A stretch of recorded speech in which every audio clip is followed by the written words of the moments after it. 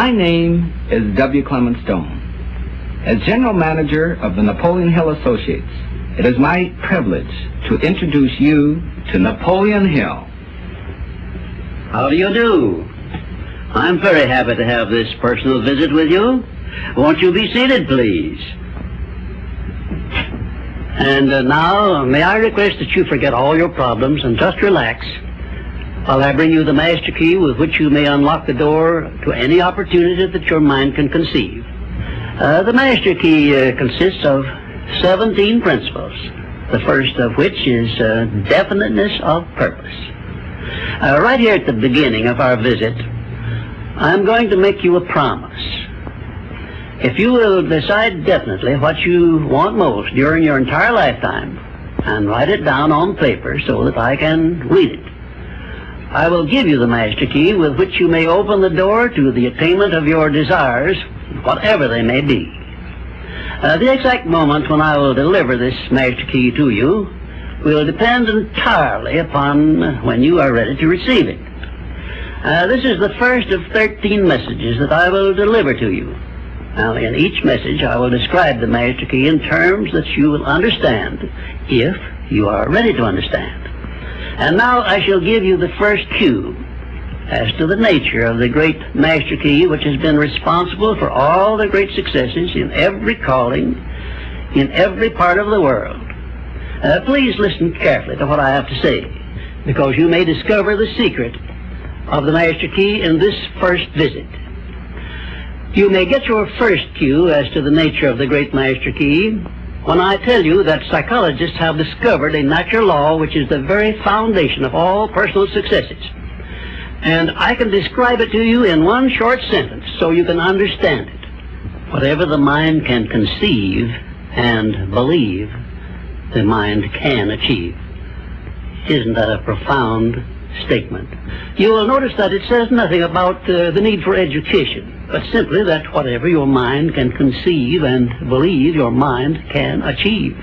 Now, if you want evidence that the mind can achieve whatever the mind can conceive without the benefit of formal education, you only have to remember that Thomas A. Edison conceived the idea of becoming an inventor and lived to become the world's greatest scientist in the field of invention, with only 3 months of common school education. When I first heard Andrew Carnegie describe this natural law, which makes it possible for you and I and everyone else to write his own price tag in life and attain it, I became so enthused over it that I began to search for the power back of it, and my curiosity led me finally to the discovery of the master key, which I shall reveal to you if you are ready to receive it. My search led me to the study of the spiritual forces with which all of us are blessed. And it was in this field that I came upon a clue which has enabled me to help millions of people to find their earthly destinies. I want to describe my discovery in the simplest terms possible, because it will reveal to you why it is true that whatever the mind can conceive and believe, the mind can achieve, regardless of how many times you may have failed in the past, or how lofty your aims and hopes may be. I caught my first fleeting glimpse of the profound law which provides the means by which we may choose our own purpose in life and attain it, while I was being coached by Andrew Carnegie during the organization of the Science of Success philosophy. I had just finished telling Mr. Carnegie that I feared he had chosen the wrong person to give the world the first practical philosophy of personal success, because of my youth, my lack of education, and my lack of finances. Well, at this point, Mr. Carnegie delivered a lecture that I shall never forget, because it changed my entire life and paved the way for my helping to change the lives of millions of people, some of them not yet born. Let me call your attention to a great power which is under your control, said Mr. Carnegie, a power which is greater than poverty, greater than the lack of education, greater than all of your fears and superstitions combined. It is the power to take possession of your own mind and direct it to whatever ends you may desire. This profound power, Mr. Carnegie continued, is the gift of the Creator, and it must have been considered the greatest of all of his gifts to man, because it is the only thing over which man has the complete and unchallengeable right of control and direction. When you speak of your poverty and lack of education, Mr. Carnegie explained, you are simply directing your mind power to attract these undesirable circumstances, because it is true that whatever your mind feeds upon, your mind attracts to you. Now you see why it is important that you recognize that all success begins with definiteness of purpose, with a clear picture in your mind of precisely what you want from life. Then Mr. Carnegie continued his speech with a description of a great universal truth which made such an impact upon my mind that I began then and there to give myself a new outlook on life, and set up for myself a goal so far above my previous achievements that it shocked my friends and relatives when they heard about it. Everyone, said Mr. Carnegie, comes to the earth plane blessed with the privilege of controlling his mind power and directing it to whatever ends he may choose.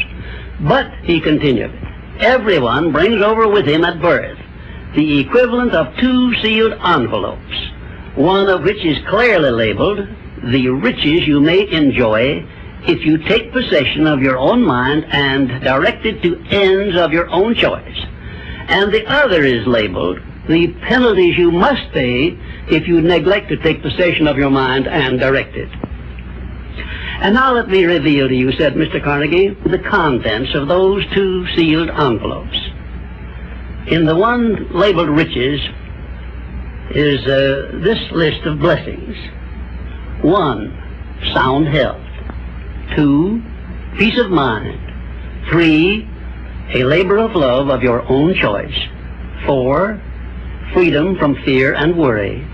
5, a positive mental attitude.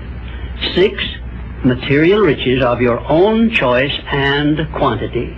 In the sealed envelope labeled penalties, Mr. Carnegie continued, is this list of the prices one must pay for neglecting to take possession of his own mind. 1, ill health. 2, fear and worry. 3, indecision and doubt. 4, frustration and discouragement throughout life. 5, poverty and want. 6, and a whole flock of evils consisting of envy, greed, jealousy, anger, hatred, and superstition.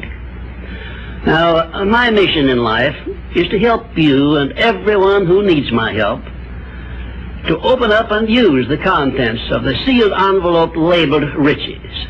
And the starting point from which you must take off if you wish to write your own ticket from here on out for the remainder of your life, I will describe for you in these simple instructions. 1, procure a neat pocket-sized notebook, or something on the order of this one here, loose leaf affair. And on page 1, write down a clear description of your major desire in life, the one circumstance or position or thing which you will be willing to accept as your idea of success. And remember before you begin writing that your only limitations are those which you set up in your own mind or permit others to set up for you. And 2, on page 2 of your notebook, write down a clear statement of precisely what you intend to give in return for that which you desire from life. And then start in right where you stand now to begin giving. And 3, memorize both of your statements, what you desire and what you intend to give in return for it, and repeat them at least a dozen times daily. And always end your statements with this expression of gratitude for the blessings with which you were gifted at birth. I ask not, O divine providence, for more riches, but more wisdom with which to accept and use wisely the riches I received at birth in the form of the power to control and direct my mind to whatever ends I desire. If you are not too successful or self-satisfied to accept and express this profound prayer, if you accept it and express it in the same spirit of humble sincerity in which I pass it on to you, a new and a better world will reveal itself to you. A world in which you will see reflected the circumstances and the things which you yourself have created. In my next visit, I will give you a description of the second principle of success, through the application of which you may make use of the education and experience of other people, and get the necessary help you may need in attaining your definite major purpose in life. And now let me close this, our first visit, with my favorite expression of gratitude. O divine providence, I ask not for more riches, but more wisdom with which to make wiser use of the riches you gave me at birth, consisting in the power to control and direct my own mind to whatever ends I desire.